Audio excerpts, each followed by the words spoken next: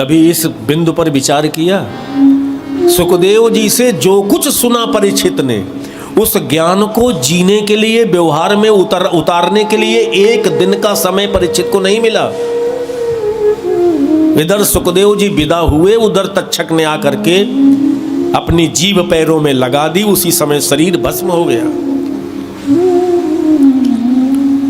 तो फिर ये क्यों कहा जाता है कि जो सुनो उस ज्ञान को जीवन में उतारो तब मोक्ष मिलेगा?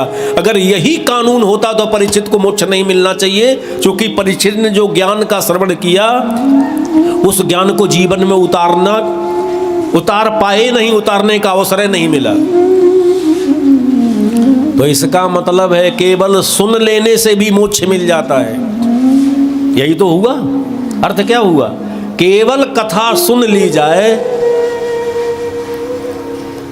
मोक्ष मिल जाएगा, भगवान का पद मिल जाएगा, परम पद मिल जाएगा, भगवान का धाम मिल जाएगा, कुछ भी नहीं करना पड़ेगा। यही तो हुआ अर्थ। तो और बारीकी से देखिए,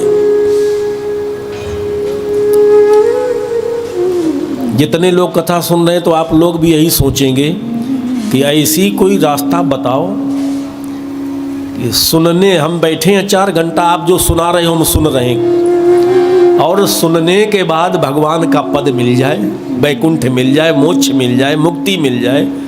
जैसे परीक्षित ने कुछ नहीं किया, व्यवहार में उस ज्ञान को जिया नहीं और भगवान के धाम में चले गए। ऐसे हमें कुछ करना वरना ना पड़े, कथा सुने और भगवान का परम पद मिल जाए, हो जाएगा। ऐसे ही हो जाएगा, केवल श्रवण से परम पद की प्राप्त हो जाएगी। शास्त्र इसका गवाह है, लेकिन वो श्रवण कैसे होना चाहिए? श्रवण से वृत्ति का श्रृंगार होना चाहिए। अब ये थोड़ा कठिन है, पहले तो हम आप इसका अर्थ निकालो। वृत्ति का श्रृंगार का अभिप्राय क्या है?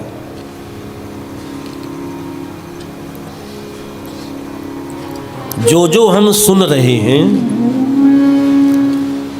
सुनते हुए बैठे बैठे ये निर्णय लिया जाए कि आज के बाद ऐसा ही करूंगा और आज के बाद ये काम कभी नहीं करूंगा। जितना गलत है जो आज 7 दिन में सुनने में आया, जो नहीं करना चाहिए वहीं संकल्प कर लिया जाए कि जिंदा रहूं या मरूं ये काम आज के बाद नहीं करूंगा।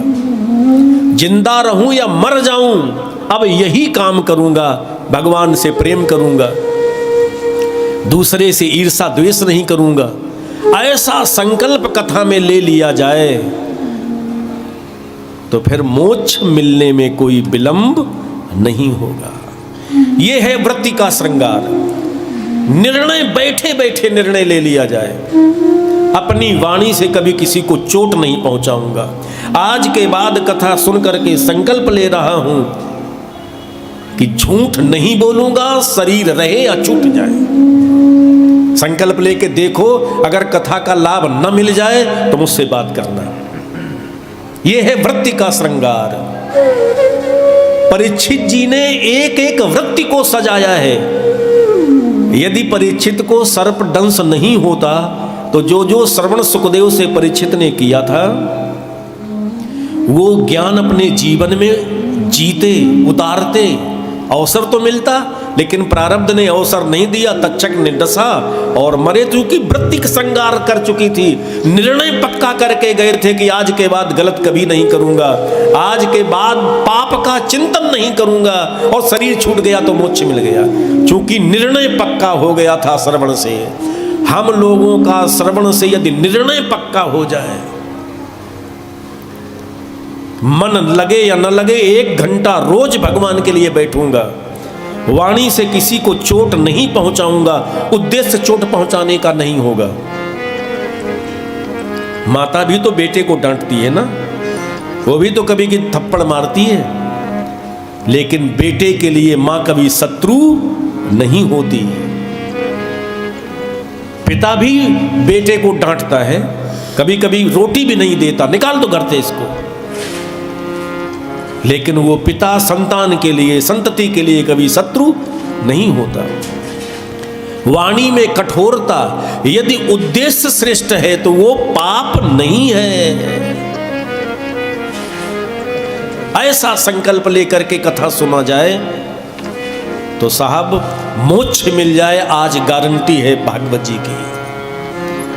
बैठे बैठे, अच्छा होता क्या है, कथा मिश्रा जी की है तो हम तो चले आए सुनने के लिए, हम खुद जिम्मेदारी लेकर के कथा में नहीं बैठते हैं। नहीं, कथा मेरे लिए है, ये जो कुछ कहा जा रहा व्यक्तिगत मेरे लिए कहा जा रहा है, तो मुझे अब कैसा बनना है, ये निर्णय एक एक वृत्ति को सजाने के यदि हो जाए तो कथा से मोक्ष आज भी मिल जाए।